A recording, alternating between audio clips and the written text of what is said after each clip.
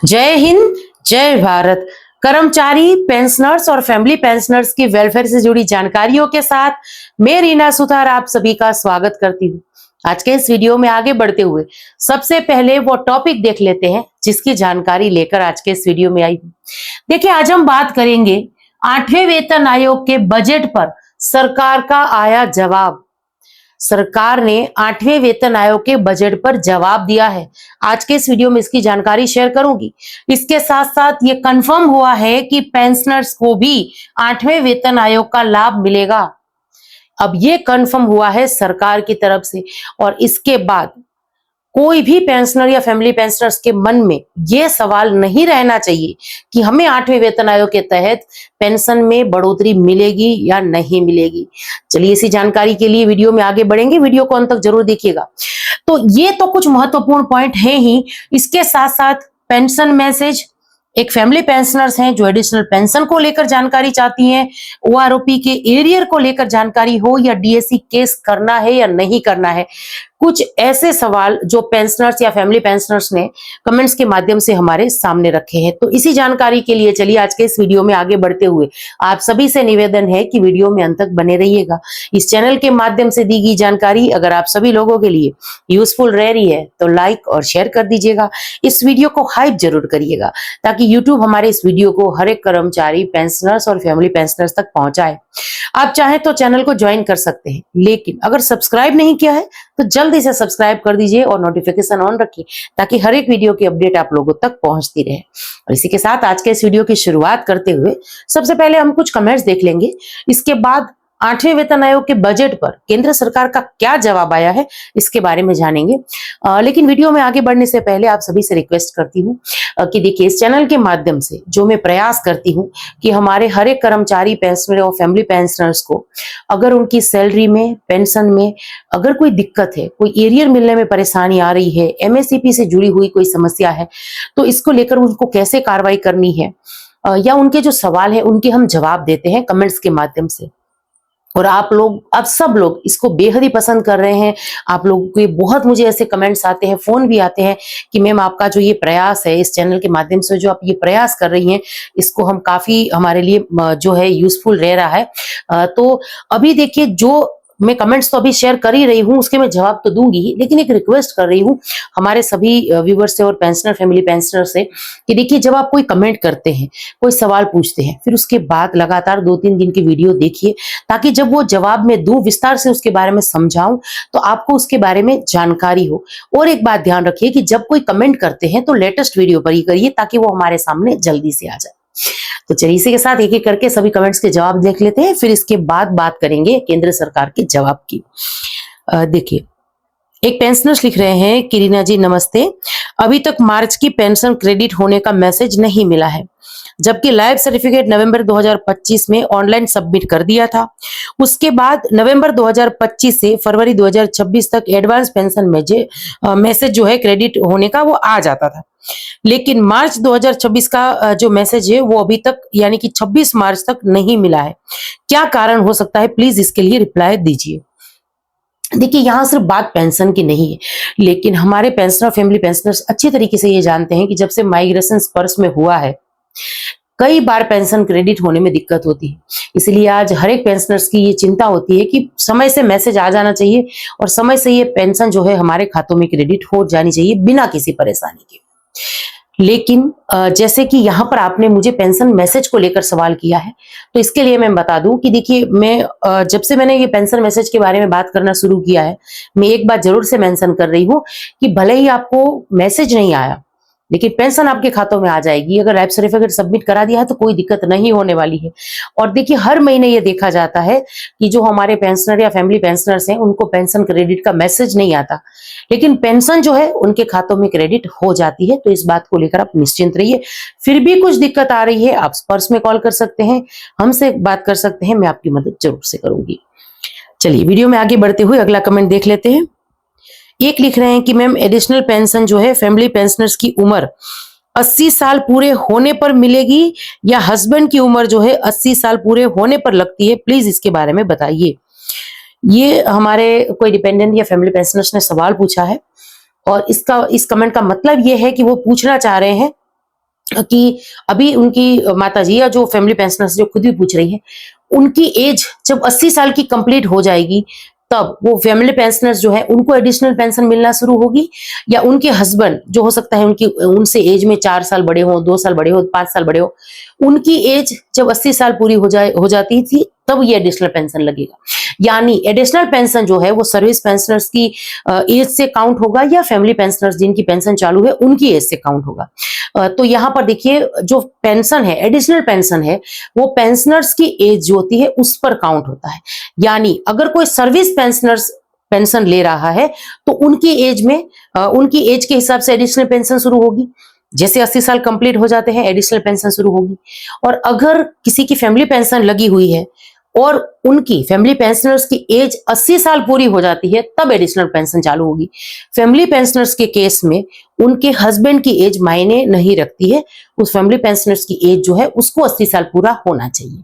और यहाँ पर ये कंफ्यूजन इस बात को लेकर भी है कि देखिए, क्योंकि जो इनहेंस रेट से पेंशन मिलती है वो सर्विस पेंशनर्स की एज के हिसाब से मिलती है, तो कहीं ना कहीं जो फैमिली पेंशनर्स हैं या डिपेंडेंट होते हैं वो ऐसे पेंशन रूल्स को लेकर, नियमों को लेकर कहीं ना कहीं कंफ्यूजन में होते हैं।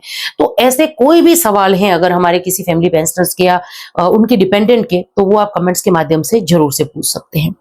चलिए अगला कमेंट है, एक लिख रहे हैं कि मैम स्टेट लेवल पर फैमिली पेंशनर्स के लिए भी एक वीडियो बना दीजिए प्लीज। बिल्कुल हम इसके बारे में ध्यान रखेंगे, कोई भी अपडेट होगी मैं शेयर करूंगी। पर क्योंकि देखिए, अगर हम जब आमतौर पर इस चैनल को मैंने शुरू किया था हमारे डिफेंस के जो फैमिली पेंशनर्स हैं या डिपेंडेंट हैं उनके लिए, और अब हमारे साथ हमारी जो इस चैनल के साथ जो हमारे डिफेंस के वेटरन्स हैं वो काफी संख्या में जुड़ चुके हैं, और इसके साथ साथ सेंट्रल गवर्नमेंट के भी पेंशनर, फैमिली पेंशनर्स जुड़े हुए हैं, रेलवे के भी है, कुछ स्टेट के भी हैं जिनकी मदद हम कर रहे हैं। पर मैं वीडियो में उसके बारे में बात करना भूल जाती हूँ, पर मैं हमेशा से ध्यान रखूंगी कोई ऐसा केस जो हम किसी भी स्टेट का हो, चाहे महाराष्ट्र के बहुत सारे केस हमने सॉल्व किए हैं महाराष्ट्र की फैमिली पेंशनर्स के, तो उसके बारे में मैं वीडियो में बात करूंगी, ताकि इस चैनल के साथ अगर कोई राज्य सरकार के पेंशनर, फैमिली पेंशनर्स जुड़े हैं तो उनको भी मदद मिल सके और इसके बारे में जानकारी मिल सके। आपने जो कमेंट किया उसके लिए मैं आपका धन्यवाद करती हूँ कि इस बार। अगला कमेंट है, एक लिख रहे हैं कि मैडम मैं नेपाल से हूं और मैं 1 जनवरी 2015 को 18 साल 10 महीने में नायक एमएससीपी हवलदार में रिटायर हुआ था और मेरा फर्स्ट पीपीओ आया है, उसके बाद कोई भी पीपीओ नहीं आया है, ओआरओपी भी नहीं आया है, इसके बारे में क्या होगा? देखिए सर, आपने ये नहीं लिखा कि आप ऑन रिक्वेस्ट रिटायर होकर आए हैं या किस ग्राउंड पर रिटायर होकर आए हैं, ये आपने नहीं लिखा है, तो मैं आपको इसके बारे में ओआरओपी क्यों नहीं मिला ये जवाब नहीं दे पाऊंगी। पर देखिए, अगर आप पीएमआर नहीं आए हैं तो ओआरओपी के लिए कंप्लेन दर्ज करा सकते हैं। अभी भी बहुत सारे हमारे पेंशनर्स ऐसे हैं जिन्होंने ओआरओपी के लिए कंप्लेन दर्ज कराई है, उनको ओआरओपी मिल रही है, ओआरओपी के तहत उनकी बेसिक में जो बढ़ोतरी है वो हो रही है। तो अगर हम ये कहें कि बहुत सारे ऐसे पेंशनर्स अभी भी ऐसे बाकी हैं जिनको ओआरओपी नहीं मिला, ओआरओपी के तहत उनकी बेसिक में बढ़ोतरी नहीं हुई, ईयर नहीं मिला, अगर हम ये कहें तो गलत नहीं होगा। अभी भी सीपी ग्राम के थ्रू कंप्लेन दर्ज करा दीजिए, ये पैसा आपके खातों में आ जाएगा, बिना किसी दिक्कत के आ जाएगा। लेकिन अगर आप पीएमआर आए हैं तो आपको ओआरओपी के लिए इंतजार करना पड़ेगा। चलिए सबसे आखिर में ये कमेंट देख लेते हैं, उसके बाद 8वें वेतन आयोग के बजट पर केंद्र सरकार का जवाब देखेंगे। एक पेंशनर से यहाँ लिख रहे हैं कि जय हिंद मैम, मैं डीएसी में हूं और मेरा सर्विस 14 इयर्स और 9 महीने हो रहा है, मुझे पेंशन मिलेगा या नहीं मिलेगा, मुझे आप रिप्लाई दीजिए। अब ये लिख रहे हैं कि डीएससी में हैं, यानी अभी आपकी सर्विस में आप हैं डीएससी में और आपका सर्विस जो है 14 इयर्स 9 महीने हो रहा है और पेंशन मिलेगा या नहीं।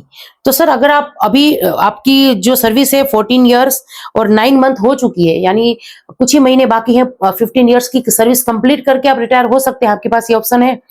जो ऑर्डर हम शेयर कर रहे हैं ना माननीय सुप्रीम कोर्ट का, जो रिजर्व रखा था और उसके बाद 24 मार्च को वो शेयर हुआ है और जिसके बारे में हम बात कर रहे हैं, वो ऐसे पेंशनर्स थे जिन्होंने 15 साल की सर्विस वो पूरी नहीं कर पाए थे, एज कंप्लीट होने की वजह से या कोई अन्य रीजन की वजह से वो घर भेज दिए गए थे डीएससी के द्वारा।